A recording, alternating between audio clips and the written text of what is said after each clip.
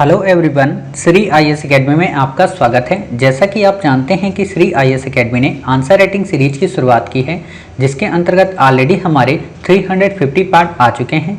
ये हमारा पार्ट 351 है। अपने इस पार्ट में हम देखेंगे कि आपके द्वारा हमारे टेलीग्राम चैनल पर किस प्रकार का प्रश्न लिखकर भेजा गया, उसे आपने किस तरीके से लिखा और वास्तव में आपको उसमें किन किन बिंदुओं को ऐड करने की आवश्यकता है। तो चलिए शुरू करते हैं।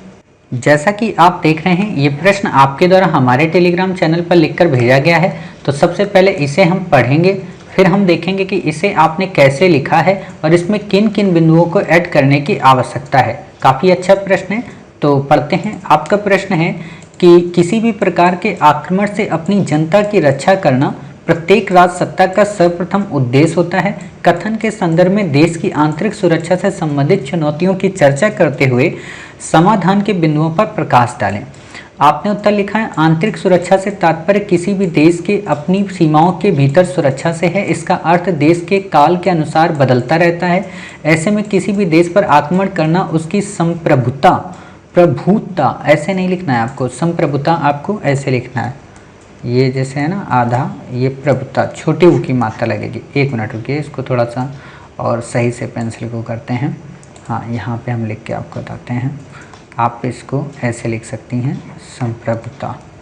ठीक है, ये ऐसे लिखा जाता है संप्रभुता। ठीक है, तो आप ये समझ गए कि कैसे आप क्या करना। संप्रभुता को चुनौती है। ऐसे में सरकार का परम कर्तव्य अपने नागरिकों की सुरक्षा की होती है, नागरिकों की सुरक्षा होती है। वर्तमान समय बढ़ती तकनीक व प्रौद्योगिकी अभी हम बताएंगे आपको कैसे इन वर्ड को एरर सही करना है। ठीक है, प्रौद्योगिकी के इस्तेमाल से इसमें वृद्धि की आशंका बढ़ी है। भारत इन चुनौतियों से निपटने के लिए सदैव रहता है। इसके लिए कई प्रतिष्ठित संस्थाओं का निर्माण किया गया है, जैसे नेशनल कैडेट कोर, गृह रक्षा वाहिनी, सुरक्षा बल, भारत तिब्बत सीमा पुलिस व असम राइफल्स आदि। इसके साथ ही भारत नीति के स्तर पर भी उल्लेखनीय है। इसके साथ ही भारत नीति, सुरक्षा नीति, ठीक है, जैसे आंतरिक सुरक्षा की चुनौती, भू राजनीतिक स्थिति, भ्रष्टाचार, नक्सलवाद, धार्मिक कट्टरता, मनी लॉन्ड्रिंग, आतंकवाद, निर्याती संघर्ष, तस्करी, संगठित अपराध। संगठित आपको ऐसे नहीं लिखना है, संगठित आपको यहाँ पे ऐसे लिखना है। क्लियर, ये आपको ऐसे वर्ड करना है। ठीक, आप ये वर्ड सही कर लिया करिए। जब हम आपको बता देते हैं तो फिर इनको आप सही किया करिए। ठीक है, भारत की भू राजनीतिक स्थिति उसके लिए वरदान के साथ साथ अभिशाप भी सिद्ध हो जाती, जो आतंकवाद व अवैध तस्करी के लिए सुलभता प्रदान करता है। ठीक है, साथ ही आए दिन यहाँ पे ऐसे नहीं लिखना है आपको, यहाँ पे आए दिन को ऐसे करना है, आए। ठीक है, या आएगी आए दिन। नक्सलवाद और भ्रष्टाचार जैसी समस्याएं बढ़ती दिखाई पड़ती हैं, जिससे एकता व अखंडता को चुनौती देती हैं। ऐसे में समरसता से अस्तित्व व सद्भाव बाधित होते हैं। हालांकि सरकार इन समस्याओं को लड़ने में प्रतिबद्ध है, जैसे राष्ट्रीय सुरक्षा परिषद को सशक्त बनाना, पुलिस बल का आधुनिकीकरण, ठीक है, अंतर्राज्यीय सहयोग, समाधान जैसी पहलों की शुरुआत, राज्य सरकारों को जागरूक किया जाना, खुफिया आपको ऐसे नहीं लिखना है, खुफिया आपका ये आता है। ठीक है, ऐसे खुफिया लिखना, छोटी की मात्रा, खुफिया तंत्र का निर्माण। फिर आपने यहाँ पे बताया है बात, अतः इस राष्ट्रवाद के युग में समग्र राष्ट्रीय सुरक्षा नीति का नितांत आवश्यकता है।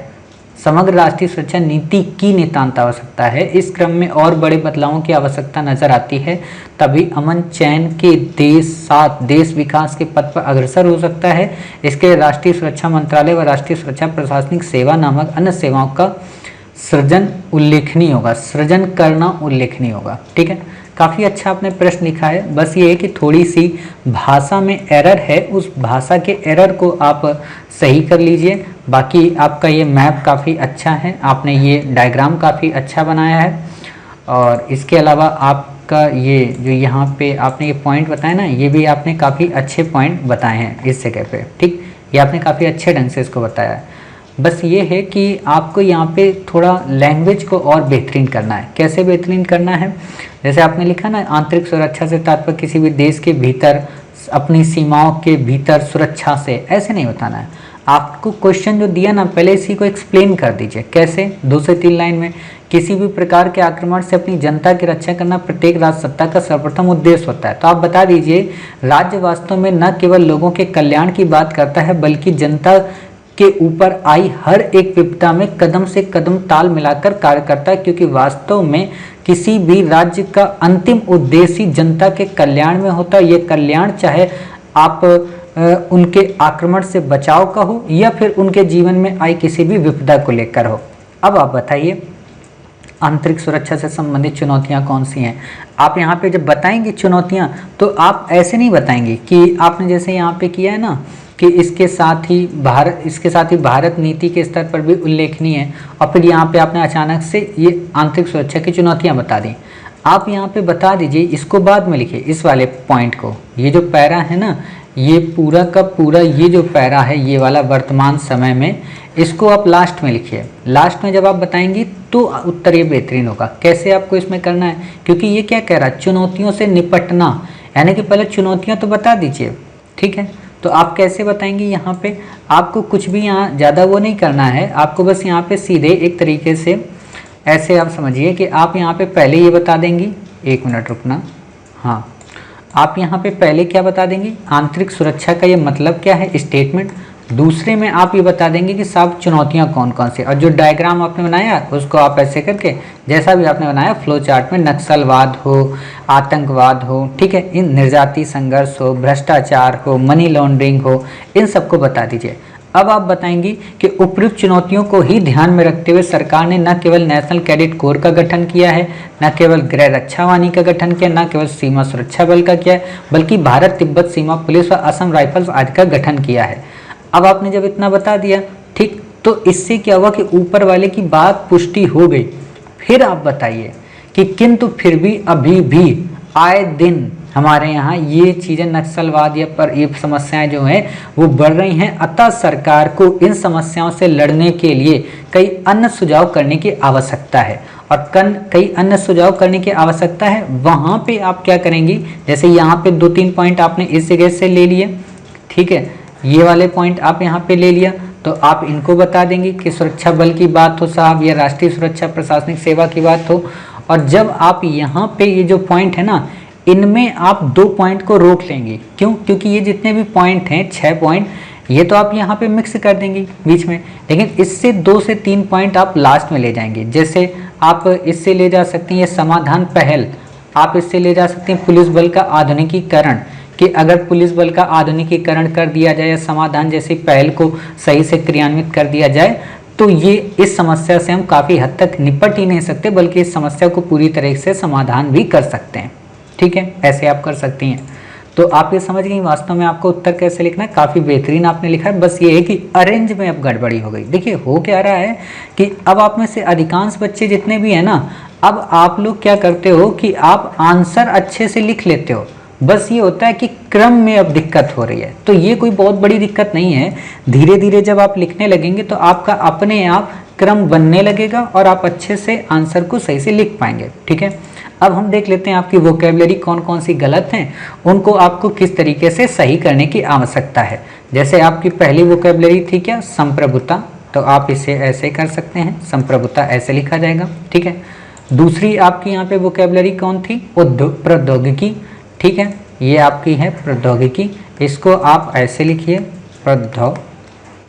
ठीक है, ये छोटी की मात्रा, ये वर्ड आप लोग लिखते जाया करिए। जैसे आपके गलत होते हैं ना, एक छोटी सी आप अलग से कॉपी बना लीजिए, उसमें ये सारे वर्ड लिख लिया करिए, और जब भी आप आंसर लिखने को बैठे ना तो उससे पहले इस कॉपी को देख लिया करिए। तो क्या होगा कि मान लीजिए आपने 3 वर्ड यहाँ गलत लिखे, अगले क्वेश्चन में आप फिर ये 3 वर्ड कभी गलत नहीं लिखेंगे।